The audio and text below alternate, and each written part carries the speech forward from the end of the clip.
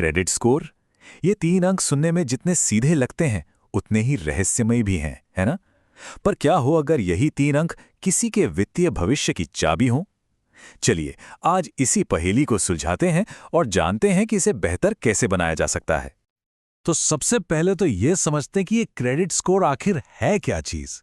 इसे किसी की आर्थिक कुंडली की तरह समझिए। देखिए, ये सिर्फ 3 डिजिट का एक नंबर नहीं है, ये किसी का फाइनेंशियल रिपोर्ट कार्ड है। ये बैंकों को बताता है कि किसी ने अपने क्रेडिट को अतीत में कितनी जिम्मेदारी से संभाला है, और इसी के आधार पर बैंक्स ये तय करते हैं कि लोन देना है या नहीं। और ये जो आर्थिक कुंडली वाली बात है ना, ये बिल्कुल सही बैठती है। बैंक इसे देखकर ही ये अंदाजा लगाते हैं कि कोई भविष्य में अपने पैसों के मामलों को कैसे संभालेगा। तो वो जादुई नंबर क्या है? वो है 750 से ऊपर का स्कोर। इसे बेहतरीन माना जाता है। अगर स्कोर इसके ऊपर है तो समझिए कि कम ब्याज दरों और आसान लोन मंजूरी के दरवाजे खुल जाते हैं। तो याद रखिए, ये सिर्फ एक नंबर नहीं, ये वित्तीय मौकों की चाबी है। तो सवाल ये है कि इतना बढ़िया स्कोर बनाया कैसे जाए? इसकी शुरुआत होती है 2 बहुत ही जरूरी सुनहरी आदतों से। ये क्रेडिट स्कोर की नींव हैं। सबसे पहला और सबसे जरूरी नियम, पेमेंट हमेशा हमेशा टाइम पर करनी है। देखिए, पेमेंट हिस्ट्री का क्रेडिट स्कोर पर सबसे बड़ा असर होता है। सिर्फ एक बार भी पेमेंट लेट हुई तो स्कोर काफी नीचे जा सकता है। इसीलिए ऑटो डेबिट सेट करना एक बहुत ही स्मार्ट मूव है। अच्छा, पहली आदत तो हो गई टाइम पर पेमेंट। अब दूसरी सुनहरी आदत क्या है? वो है ये जानना कि अपने पास जो क्रेडिट है उसका इस्तेमाल कितना करना है। इसे कहते हैं क्रेडिट यूटिलाइजेशन रेशियो या CUR। और यहाँ एक गोल्डन रूल काम आता है, 30% का रूल। मतलब अपनी टोटल क्रेडिट लिमिट का 30% से ज्यादा इस्तेमाल करने से बचना चाहिए। अगर कोई इससे ज्यादा यूज करता है तो बैंकों को लग सकता है कि वो क्रेडिट का भूखा है, जो कि अच्छा सिग्नल नहीं है। ठीक है, तो बेसिक आदतें तो हमने समझ ली। अब थोड़ा आगे बढ़ते हैं और बात करते हैं कुछ स्मार्ट स्ट्रैटेजीज की, जो स्कोर को और भी मजबूत बना सकती हैं। अब एक ऐसी टिप जो शायद थोड़ी अजीब लगे। अपने सबसे पुराने, भले ही इस्तेमाल न हो रहे क्रेडिट कार्ड को बंद मत कीजिए। हाँ, सुनने में उल्टा लगता है, लेकिन अपने सबसे पुराने कार्ड को एक्टिव रखना असल में फायदेमंद होता है। सोचिए, जितनी लंबी किसी की क्रेडिट हिस्ट्री होगी, बैंकों के पास उतना ज्यादा डेटा होगा ये देखने के लिए कि वो कितने जिम्मेदार हैं। मतलब जितनी लंबी हिस्ट्री उतना मजबूत भरोसा।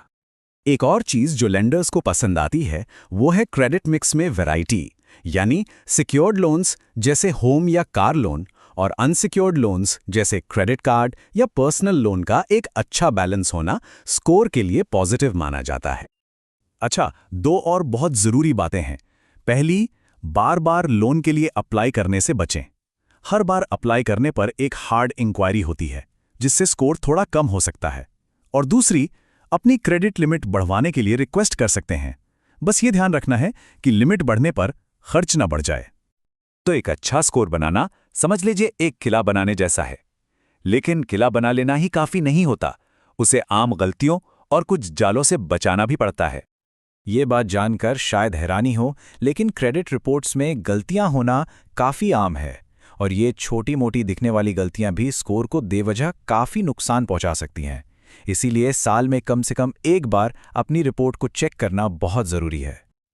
तो करना क्या है? प्रोसेस बहुत सिंपल है। अपनी रिपोर्ट को ध्यान से देखिए।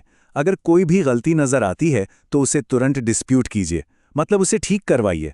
और हाँ, अगर कोई जॉइंट अकाउंट है या किसी लोन में गारंटर हैं तो उस पे भी नजर रखिए, क्योंकि किसी और की गलती का असर भी स्कोर पर पड़ सकता है। ओके, अब एक बहुत बहुत जरूरी बात पर आते हैं। लोन को सेटल करना और क्लोज करना, इन दोनों शब्दों में जमीन आसमान का फर्क होता है, और इसे समझना बेहद जरूरी है।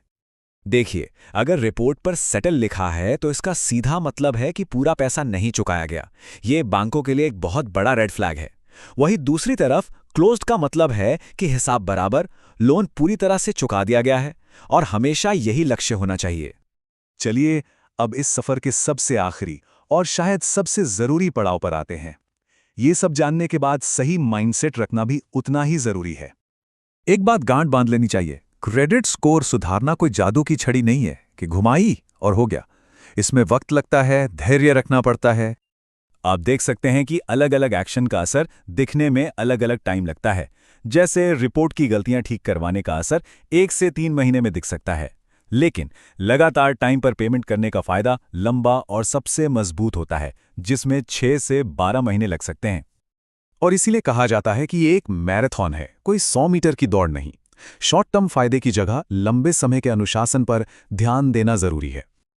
तो आखिर में ये सिर्फ एक नंबर सुधारने की बात नहीं है, ये अपनी फाइनेंशियल लाइफ का कंट्रोल अपने हाथ में लेने की बात है, एक बेहतर वित्तीय कहानी लिखने की बात है। तो सवाल यही है कि किसी की वित्तीय कहानी का अगला चैप्टर कैसा होगा।